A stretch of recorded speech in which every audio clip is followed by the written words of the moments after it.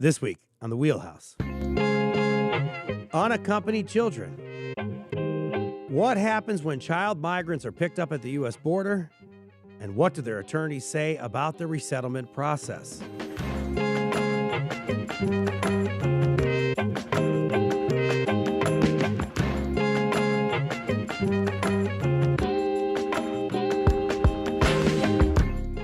For Connecticut Public, I'm Frankie Graziano. This is the Wheelhouse, the show that connects politics to the people. We got your weekly dose of politics in Connecticut and beyond right here. Children as young as 5 years old are being resettled in Connecticut after being picked up by federal law enforcement at the U.S. border. Attorneys for these unaccompanied children say they're being held for too long and in some cases aren't released to sponsors at all until legal action is taken. This hour, we examine the U.S. government's obligation to unaccompanied children. Later in the show, with early in-person voting starting next week for the August 11th primaries, we'll get a primer on where the candidates stand. And we'll learn about a new federal program designed to support Connecticut's efforts in the fight for affordable housing. But first, we start with Sabrina Tavi. She's a senior attorney and the director of the Center for Children's Advocacy. Sabrina and her colleagues represent the children picked up by federal law enforcement and resettled in states like Connecticut. Sabrina, thank you for joining us on the Wheelhouse. Hi, Frankie. Thanks so much for having me. Good morning. Good morning. Tess Reagan is managing attorney for Kids in Need of Defense, otherwise known as KIND. Tess and Sabrina have worked together on behalf of the unaccompanied children. Tess, welcome to the Wheelhouse. Good morning, Frankie. Thanks for having me. And then Jacqueline Rabe Thomas, she brought the story to us. Jackie's an investigative reporter with Hearst, Connecticut CT Insider. Jackie, thank you so much for coming in today. Thanks for having me. As you hear what life is like for children resettled in Connecticut, I want to know what your thoughts are on the state of immigration in the United States. Hit us up, comment on our YouTube live stream, or give us a call, 888-720-9677. Sabrina, how many children have you represented who are designated, I guess, as unaccompanied? And how would they find themselves in Connecticut? Thanks, Frankie. Well, the Center for Children's Advocacy, along with our co-counsel at the law firm of Koskoff and Beater, we've co-counseled to represent 4 children who have been detained in government custody in Connecticut. And we've represented them in filing lawsuits in federal court to force the government to release them after the government has been failing to process their sponsors' applications to have them timely released. And the filing of all of those lawsuits, unfortunately, has been necessary to force the government to do what they're required to do by law and to treat these children humanely. And as soon as we've filed those cases, the result has been that the government has, in our particular cases, released the children immediately. Tess, what about you and your organization? What does it do? It's called Kids in Need of Defense, also known as KIND. How do you find these children and get involved, I guess? Sure. Thanks, Frankie.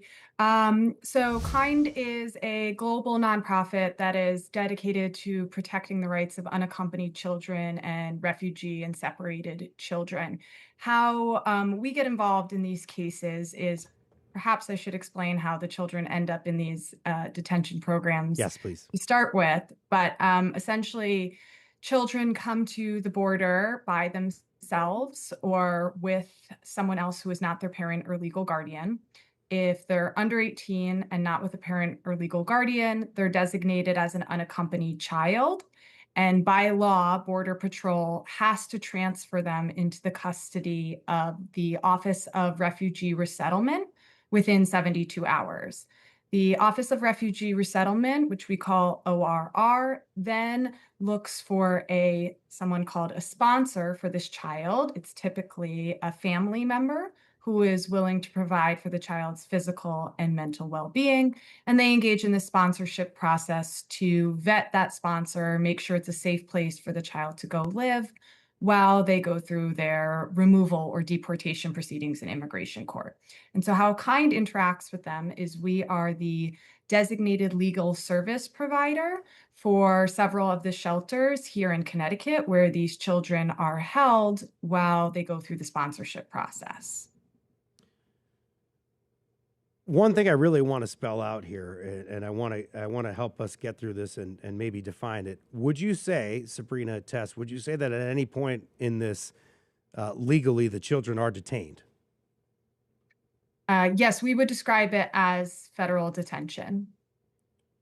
And In that the children's liberty is restricted. They're held in facilities in a variety of settings. There's sort of a range of restrictiveness as to the programs that they're held in, which can be anywhere from, staff secure, one-to-one supervision, a residential treatment facility, a shelter level facility where the children reside 24/7 in a building where they receive their educational programming, sleep, eat their meals, cannot leave without staff supervision, to, a less restrictive setting like a transitional foster care program or a long-term foster care program for children that are going to be held for very long periods of time. I say that because I could imagine that could be a touch point with the office, and I want to make sure that we did try to reach out to these folks to see what they had to say about it.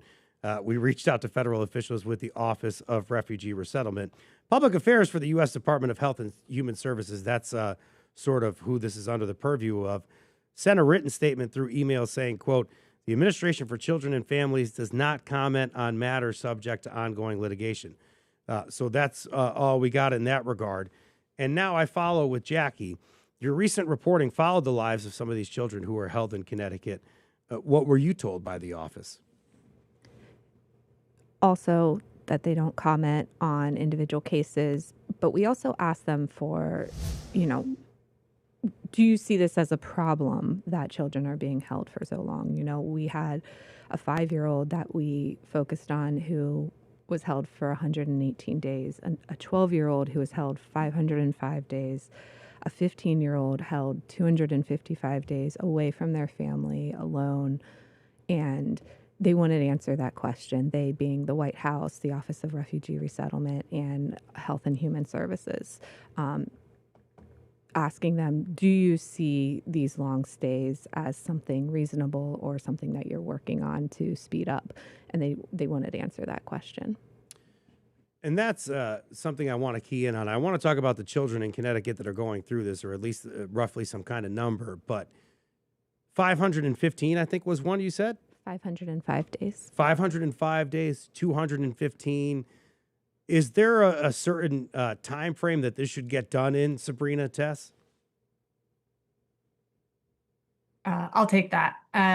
Yes, ORR has internal policy and also federal regulations, as well as there is federal case law and federal statutes on what the process is supposed to look like. For example, ORR has 10 days to adjudicate a complete sponsorship application when the sponsor is the child's parent or legal guardian.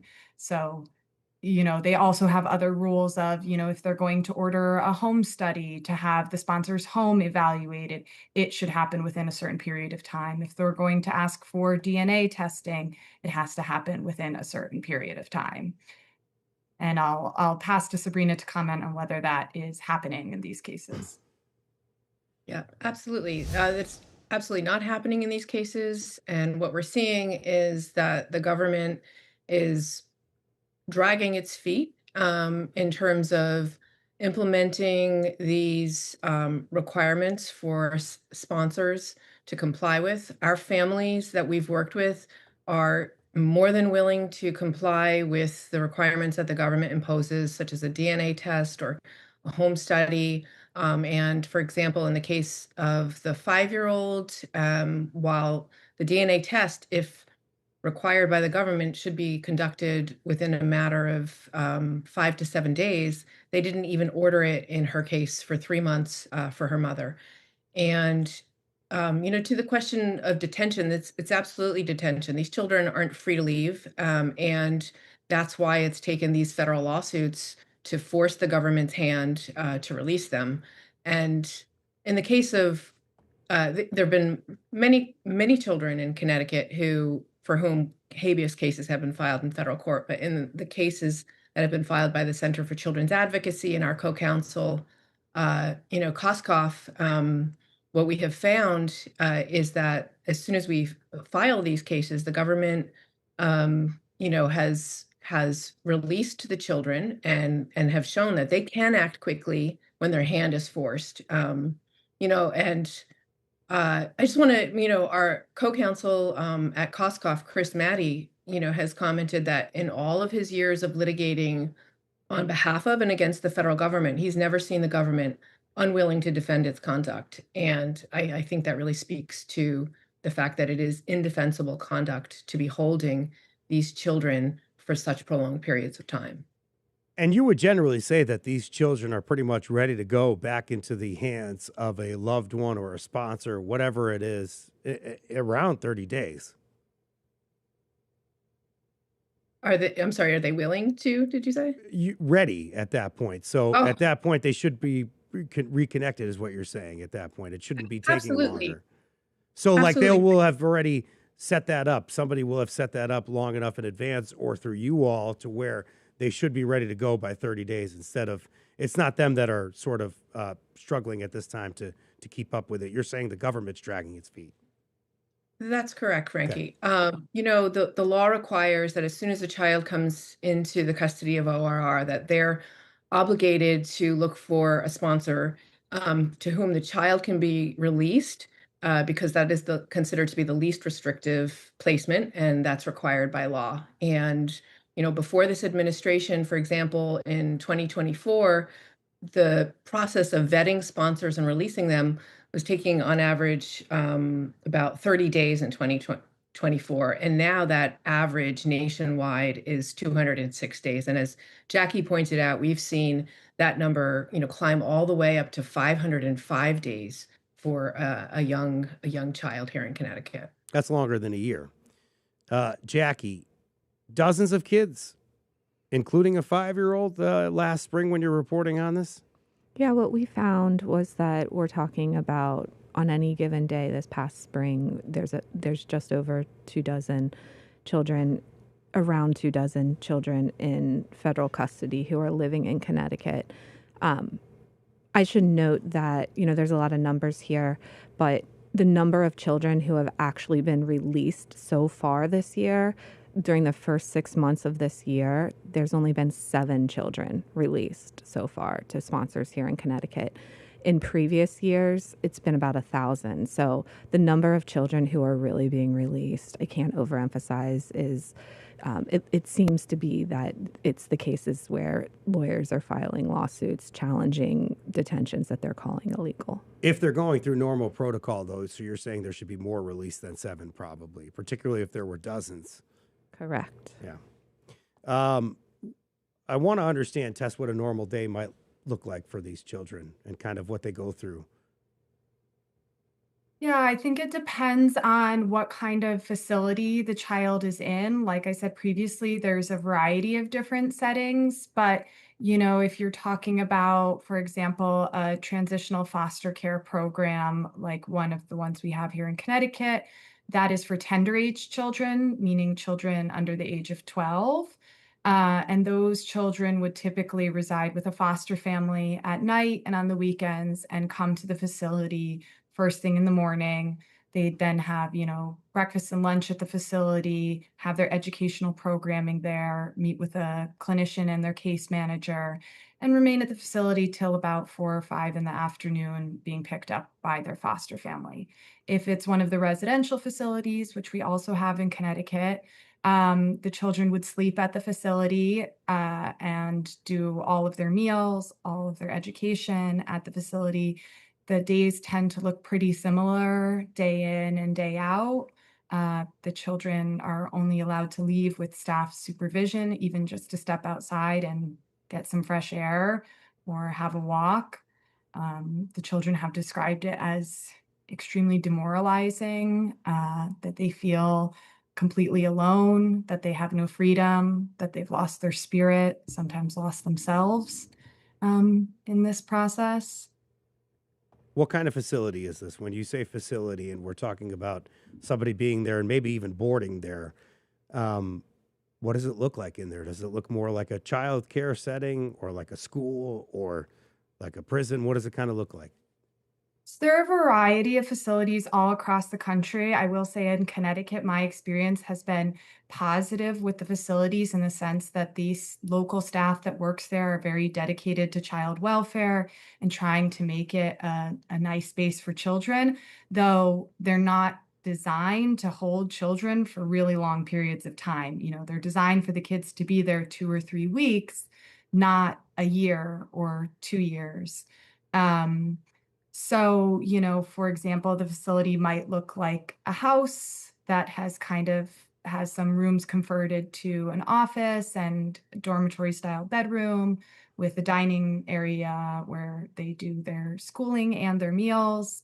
Um, it might look more like Like a law office or something like that. yeah, it might look more like a kind of like a school, but maybe like a little bit more secure than a Sure. school, with kind of a classroom setup and a recreation area.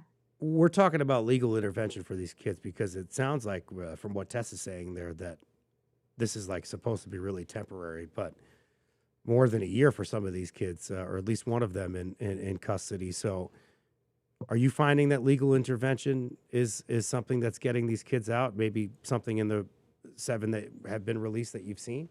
Yeah, what we found was shortly after habeas case lawsuits challenging their detention, that children were almost immediately released shortly after. I should point out that all of this is happening in the context of sort of a broader immigration changes throughout the country. And so, looking at just what's happening with this case with the administration will tell you that we just want to make sure that we're vetting children appropriately and their parents to make sure that we're releasing children to safe homes. And so I think what the advocates will tell you is, okay, do that and don't let that take a year. Yeah. But it's also hard to not sort of ignore what the context of this is happening. For these same children, ORR, the Office of Refugee Resettlement, has also begun sharing parents' information that they give to ICE and DHS for deportation and arrest proceedings.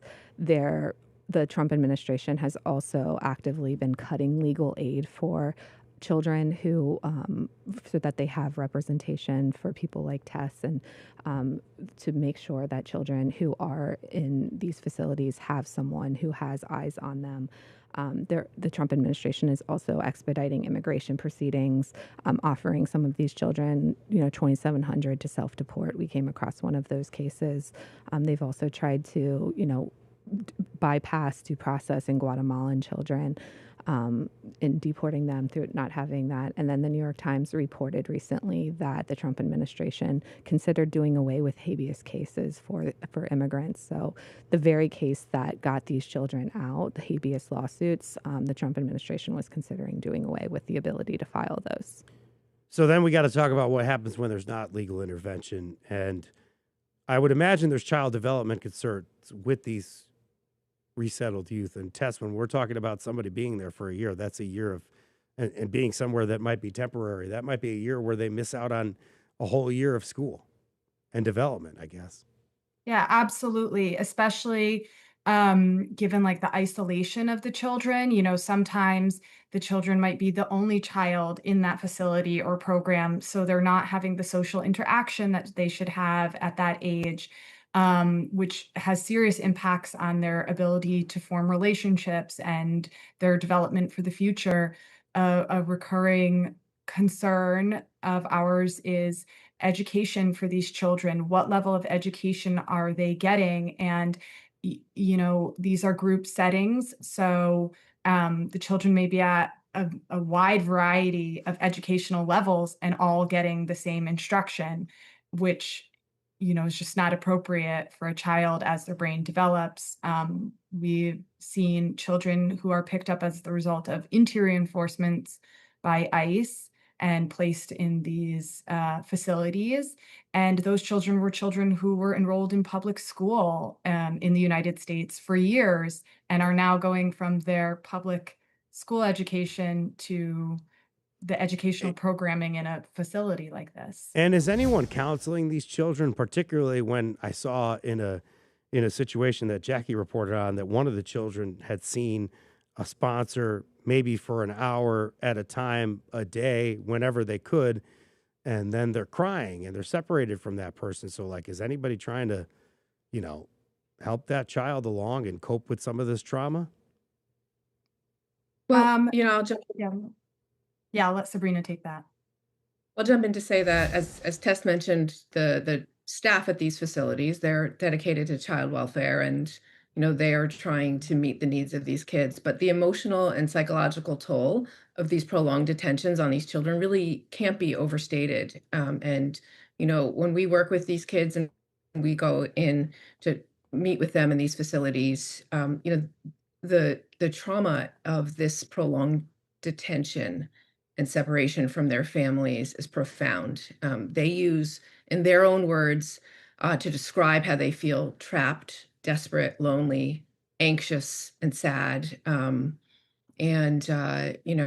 just want to really bring those words to a forefront because, their experience and the long-term effects of these detention on them is what we really need to, be thinking about, and the government should be thinking about when they are using these kids to affect, an intentional campaign, frankly, to discourage immigration. One of the kids who it was an internal illegal detention here in the U.S., who was here with deferred action, approved SIJ, social security number. He describes that in his own words, I've been here so long that I'm forgetting things about my life, like my friends' names, my teachers, all of the things that I wanted to do with my future. He was there for 6 months, almost 6 months. And those words are haunting.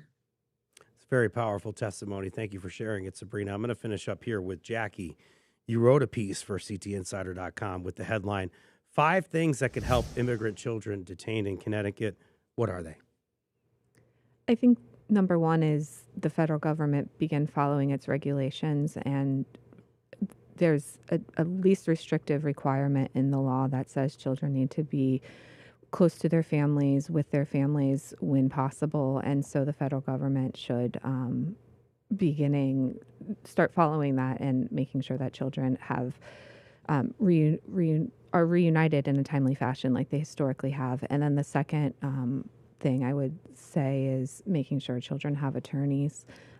Tomorrow, actually, there's supposed to be a deadline for when a federal contract is for attorneys for these children is going to be running out. And it's really unsure what happens to children. I actually have to finish up there, but before I do, just really quickly, can you tell us how important that deadline is and why it matters, Sabrina or Tess? I'll take this one, Frankie. Yes. So the only reason that organizations like KIND are able to meet with these children, give them Know Your Rights presentations, do legal intakes with them, represent them in their immigration cases is because of the funding we get through this federal contract. And that federal contract is coming to an end with no plan to replace it, which means these children will not have access to counsel. We're often the only people that have eyes on these children, that are seeing what they're going through, that are checking in on them as like an independent viewer and representing them in their proceedings because they are in deportation proceedings while all this is happening. And we don't know what will happen with the loss of this contract and the loss of this funding. It's devastating to organizations like ours. And we're very concerned about the future for these children. From Connecticut Public Radio, this is the Wheelhouse. I'm Frankie Graziano. You've been listening to Jackie Rabe Thomas, investigative reporter with Hearst, Connecticut Insider, CT Insider, Tess Reagan, managing attorney for Kids in Need of Defense, and Sabrina Tavi, a senior attorney and director of the Center for Children's Advocacy. Thank you all for coming on the show and talking about this important topic. Thank you, Frankie. Thank you all. After the break, there's bipartisan legislation to address a national dearth of affordable housing. We'll tell you how it made it through a divided Congress. What's your housing situation? How might state and federal officials help? Hit us up. You're listening to The Wheelhouse on Connecticut Public.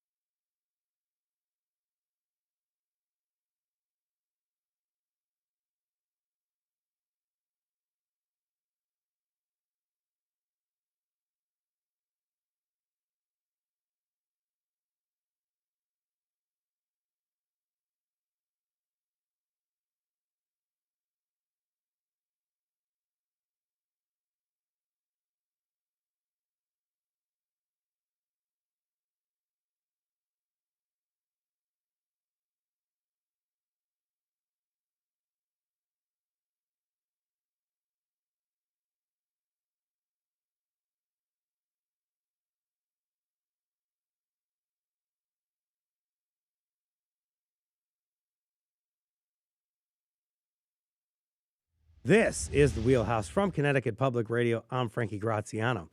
Earlier this summer, federal lawmakers, including Connecticut's delegation to the U.S. Congress, struck a broad bipartisan deal on legislation they say will boost affordable housing construction in America. The federal 21st Century Road to Housing Act became a law on July 11th without having been signed by President Trump. What does that mean for legislation? What are our representatives in Washington, D.C. saying about the affordable housing deal? Well, reporting live from the D.C. area is Lisa Hagen, federal policy reporter for Connecticut Public and the CT Mirror. Good friend of mine. Thank you so much for being here, Lisa. Hey, thanks for having me. So good to have you here. I want to know what folks' situation is with their living situation. I want to know if they're having an affordable housing crisis. Let us know. Hit us up, comment on our YouTube live stream, or give us a call, 888-720-9677. Let's begin with the basics, Lisa. What exactly is the 21st Century Road to Housing Act? It's a pretty wide-ranging, sweeping bill, and that's because Congress has not done much on housing legislation in a number of decades. And so I'll try to gloss through it quickly because there's so much to it, but it boosts housing construction, especially at a time when supply is low and prices are still high in Connecticut and across the country. It what I think the crux of it really is sends federal funding in the forms of different grants and incentives to state and local governments and really empower them to try to solve their own, housing crises and really tailor it best to their communities. It tackles homelessness. It tries to boost and build more affordable housing. So it's really kind of a catch-all. And I think the point I'll keep making is that there's only so much the federal government can do on this issue, and it really comes down to what states and localities can do. But I think it really empowers them. So much they can do as well, only so much they could do as well in terms of passing legislation. You reported that this proposal was, quote, one of the rare pieces of bipartisan legislation that got through a divided Congress ahead of the midterm elections. So I guess this bill is sort of an exception right now in a divided Congress. Definitely. I mean, I think the majority of bills you see that are these, getting through a divided Congress are these must-pass bills or bills that are really pretty non-controversial. They garner, near unanimous support. And so the biggest things to really get through Congress a lot of the time are government funding, and obviously that didn't work out for a lot of last year and this year with a few shutdowns, big defense policy bills. And so to see something this big and major on an issue that, is important to both parties and get through in a midterm election year. I mean, that can't be overstated enough to to pass major legislation when people are actively campaigning and an issue like affordability being such a big deal and housing playing into that. That's major, especially for a divided Congress like we currently have. Yeah, I guess the only positive you could say about the federal government shutdown is that two friends that are separated hundreds of miles, like you and I, get to see each other more as we try to talk through and parse through this kind of thing. This bill passed the House in the winter, according to your reporting, but didn't become law until July. What was the holdup? It was stalled for a number of months, and it was really because the House and Senate were just passing different versions. Nothing, I would say, super major, but there was different parties asking for different concessions, even things that were pretty unrelated to housing. And so, and what was interesting is that we talked about how it didn't ultimately get President Trump's signature. He did play a role in this. I mean, this was something that he did support, and he kind of went back and forth, and he endorsed the Senate version, then he endorsed the House version. And so, we just kind of saw months of this stalling out and multiple votes on this. And so, by the summer, about a month ago, Congress came together on a compromise negotiation, a compromise bill, and they passed this and eventually became law without a signature. But that's where I want to get to. Before we get into the nuance of the provision that President Trump and other lawmakers might have been a little hesitant on, there's also a political ploy that Donald Trump employed, I understand. Yes, like he has in other different legislative capacities, he has been trying to push the Save America Act, which is the Republicans' big election reform bill. It would change the way voters register. It would change voter ID laws. And so this is something, speaking of legislation stalling, that has stalled in Congress. It's passed the House. It will not be able to make it out of the Senate. Republican leadership has been vocal and public on that. And so because the Save America Act has gone nowhere and will probably go nowhere in Congress, President Trump said, "Hey, I'm not signing this housing bill until we do something on the Save America Act." And so that's what he did. He did not offer his signature. Basically, when legislation passes both chambers of Congress, the president has 10 days to sign this, and as long as Congress does not adjourn, it becomes law automatically. And that's what we saw in this bill. It did not earn Trump's signature at the end of the day, despite his endorsement, but it became law. We did a whole show on the Save America Act, including talking to Rosa DeLauro in that program. So go back to the archives at ctpublic.org/wheelhouse to learn more about that. Thank you for getting into that. Let's get into maybe a provision that people were really talking about. My concern is you're worried about, not you personally, Lisa, but lawmakers are worried about either private equity firms or private landlords, I guess, gobbling up real estate and maybe trying to turn a profit instead of at least trying to make sure that people are in an affordable kind of situation that is an actually nice place to live.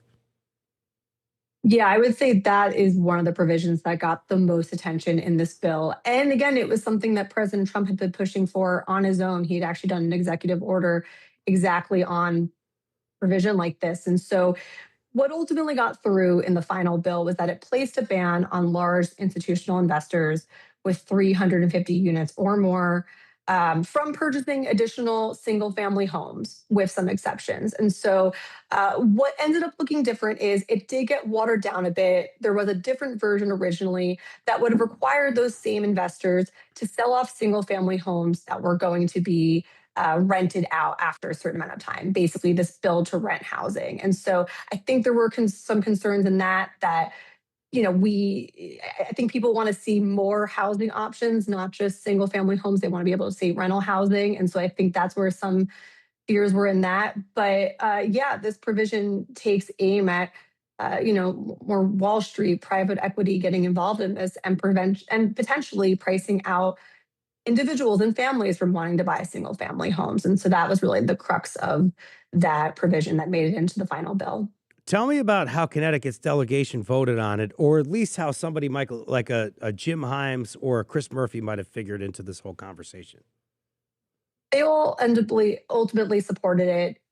They, again, as I said, it's gone through multiple revisions, so everyone in the delegation had supported it at one point or another.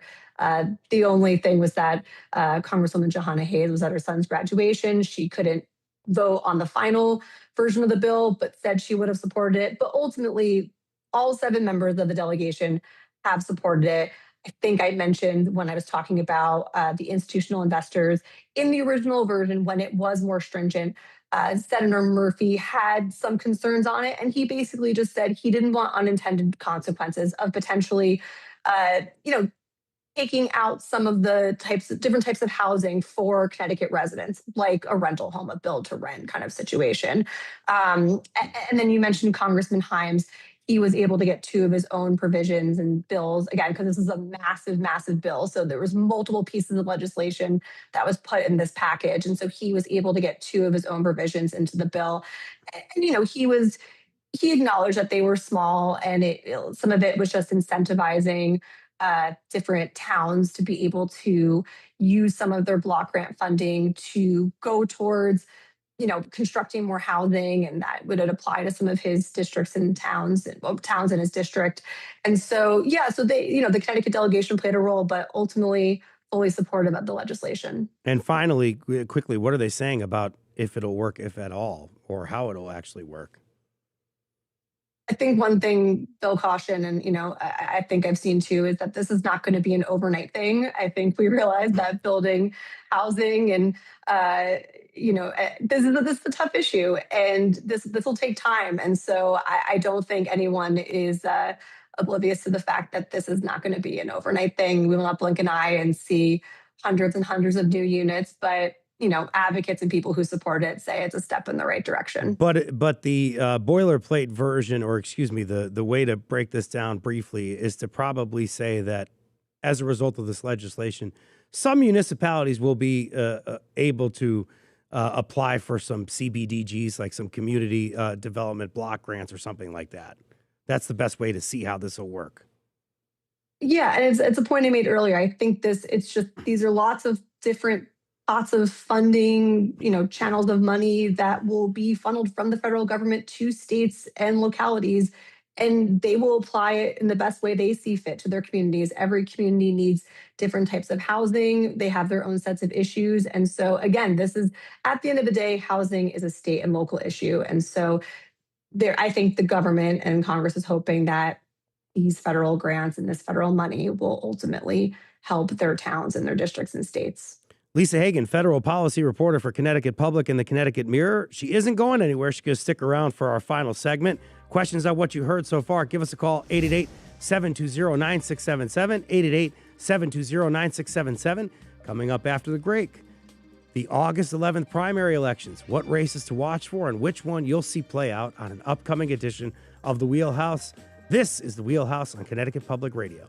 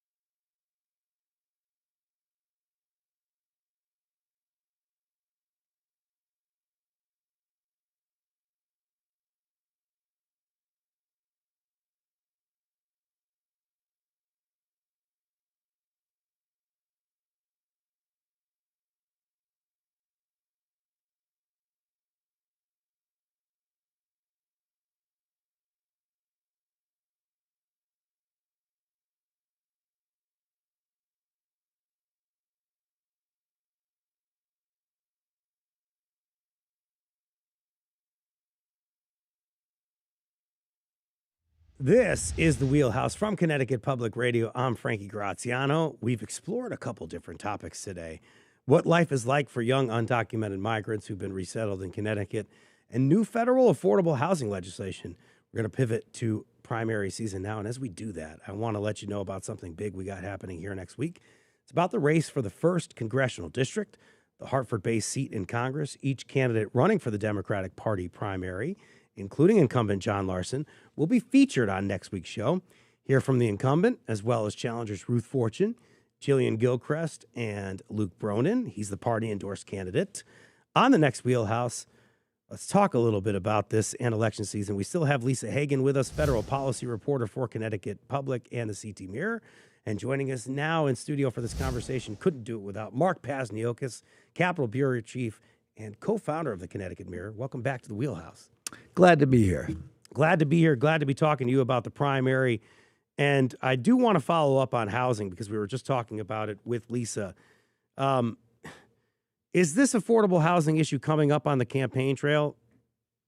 I mean, I imagine it is, but how can we talk about how you're hearing about it? On the congressional one, I would say no. I mean, I think all the Democrats agreed with that bill. The issue there was, would the president allow it to go forward? And in the gubernatorial race, a little bit, but again, it's in the congressional. The issue has really been a call for generational change, which is a factor in a couple of the other down ballot primaries this year. Maybe if we were talking about this in some kind of insider way, maybe we would look at that as an opportunity for Josh Elliott to either make hay in the gubernatorial race, or maybe miss an opportunity or something like that. Should affordable housing maybe be more of that purview? I was watching the debate. I think Mark Pasniokis covered it. I caught it on delay here and watched it with WTNH. But help us understand that debate. They did talk about affordable housing maybe for a couple of seconds there. There was a big veto that the governor was involved in. There was. His veto of the original housing bill was one of the major sources of friction between Governor Lamont and more progressive elements of the General Assembly. The other one was his veto of a bill that would have provided jobless benefits for striking workers. But the governor, when he vetoed it, he said he is open and, in fact, wants to see another version, but he wanted to see greater buy-in from municipal officials. And, in fact, that's what they did. They negotiated a new version. He kept his word on that. He called them back in special session, and, indeed, they passed that bill, which, even though there was some compromises made that were sought by municipal officials, it still did not get a single Republican vote in the General Assembly. So it's still very much a wedge issue in general elections, not as much in the primary. In watching the debate and understanding the candidates' visions for the future, Governor Lamont talks about continued economic growth. Can residents count on this, I guess, like private investment or surpluses to fund the budget? Can they continue to count on that if that's what he's talking about? And then what about Elliott's proposed 4% income tax surcharge that we hear that seems to be something he thinks will generate a lot of revenue for the state in the future and solve a lot of these issues that people are talking about? It seems like they're all lumped into sort of one thing. What started out as a 1% surtax on the richest taxpayers in Connecticut, that was something floated and pushed by Senate President Pro Tem Martin Looney. When Massachusetts, in a referendum, passed a 4% surtax on incomes basically above $1 million, that is something that Representative Elliott embraced.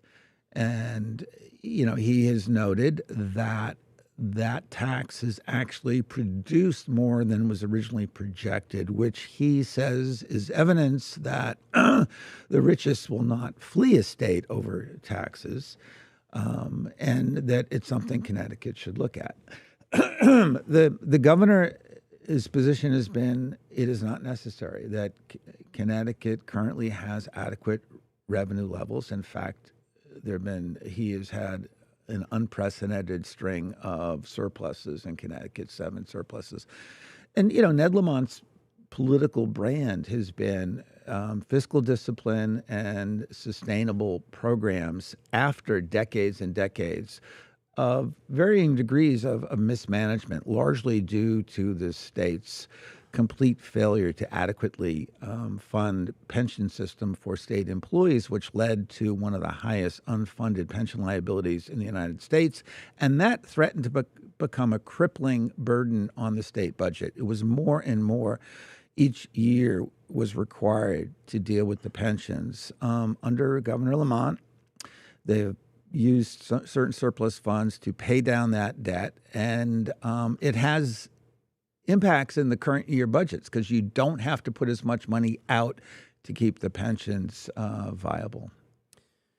What's the significance of this primary election? For governor, it is a test. I mean, every primary is a test to a degree of what is the current identity of a political party, right? You see that in New York City, clearly in those congressional primaries. The Democratic Socialists have shown that they have real power in certain parts of the city of New York. The question here is, what is the appetite to push Governor Lamont to the left or to replace him with a 41-year-old, 10-year state rep whose campaign began sort of as a protest or an issues-based campaign to kind of nudge the governor to the left. And then it morphed into something else when it became clear that A, he was going to qualify for the primary quite easily at the convention, and B, qualify for public financing. He's got a $3.75 million public grant.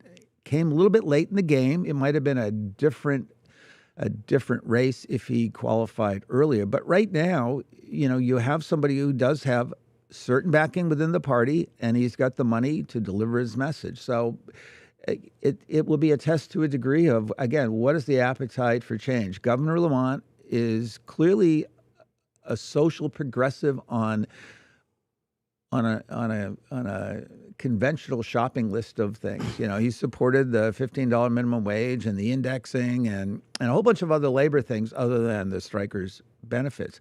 But yes, he is a fiscal centrist, or by Connecticut Democratic standards, perhaps a fiscal conservative, kind of a Charlie Baker, a Democratic version of Charlie Baker in Massachusetts. First primary that Governor Lamont has faced since he ran in 2018, the first time when he went against Joe Ganim, and the first one in 40 years for a sitting governor? No, the first one in 48 years. 48 years, yeah. It was the sainted Ella Grasso, believe it or not, whose lieutenant governor turned on her and challenged her in 1978. So this is the first primary challenge to a sitting governor in a long, long time. Won't be covering that on election night. I mean, imagine you'll be paying attention to it and writing about it, but you'll be physically with the first congressional race, as I understand it, and so will Lisa. No, I'll be at the governor's. Lisa, you'll be at the governor's. I'm sorry about that. I had that wrong. Yes, you'll be with the governor's. Are you going to be with Elliott or Lamont? Do you know yet? Both. We're going to staff both. I'll probably be at the governor's headquarters. All right, CT Mirror is going to have it all. CTmirror.org. We got that. CTpublic.org as well. Lisa, you're covering the first congressional district. How's that going for the incumbent? Yeah, and kind of in the same vein that Mark was just talking about the governor's race. I mean, it's that same kind of strains happening, but I would say, at least when you're looking at the challengers, and especially someone like former Hartford Mayor Luke Bronin, it feels very much generational. And so, and you're talking about the governor's race. Josh Elliott is kind of running more of a ideological race as a challenger. In the first congressional district, it feels a bit different. And I think that was made clear at last night's debate on WTNH. It was the first time they all kind of came together for a televised debate. And, you had three different people, Luke Bronin, Jillian Gilchrist, Ruth Fortune, all make the case in different ways that there should be someone new. And much like the governor's race, we haven't seen many primaries of sitting incumbents in Congress. And this will be the first one for Congressman Larson in 28 years. And so, you have them pulling for generational change, and maybe in a different way than we've seen in other primaries, like Mark alluded to in New York City, and Congressman Larson defending his 28-year record in Congress and trying to make the case that he is in fact standing up to Donald Trump for the Democratic Party. Lisa, this is a 14-term incumbent who says that he has the Ways and Means chair position coming to him. There's that, but he ain't endorsed in this race, and he doesn't have the most money in this race, as I understand it. Yeah, it's a fascinating dynamic. He's been in this seat since 1999. It's a really big deal for a sitting incumbent to not have the endorsement of the party, and albeit Luke Bronin won it narrowly, he still managed to win it, and he is the party endorsed candidate. In terms of the money, it's Luke Bronin does have a bit more money, but at the end of the day, it's that John Larson and Luke Bronin both have more than enough money to run ads on the airwaves. They've been dominating. It's the fact that Gilchrist and Fortune haven't been able to put up the same kind of money, thus not being able to run ads. And a lot of the times it just felt like more of a bit of a two-person race, as you can see on the airwaves in both the debate. Just a real quick correction. John Larson is not in line for the Ways and Means chairmanship. He is in line to recover the position he had as the chair of the Social Security Subcommittee. Sorry. I'm trying to. I believe. I thought he said that he was going to chair. But it's part. It's part of Ways and Means. That's the But in any event, really quickly, what other primary should we watch for in Connecticut? The General Assembly. There are 8 Democratic and 3 Republican. There's an oddity in one that there's a Republican candidate who's been repudiated by his party for homophobic statements, Jaden McCormick in Eastern Connecticut. We have a generational thing in New Haven. Patty Dillon, who would be the longest-serving member of the House, she's facing a challenge from somebody in their 20s and somebody else who just turned, I think, 31. Thank you so much for listening to the show. You got to listen back next week as well. You got to listen to the show next week, as we are going to have candidates from the 1st District here. Thank you to Chloe Wynn, Eric Austin, the rest of the team, and of course, Mark Pazniokis joining me today, Lisa Hagen. Thank you so much for watching the show. This is The Wheelhouse. Download it wherever you get your podcasts. Have a good week. We'll talk to you next week. We'll talk about the 1st District. I'm Frankie Graziano. This is The Wheelhouse. Thank you for listening.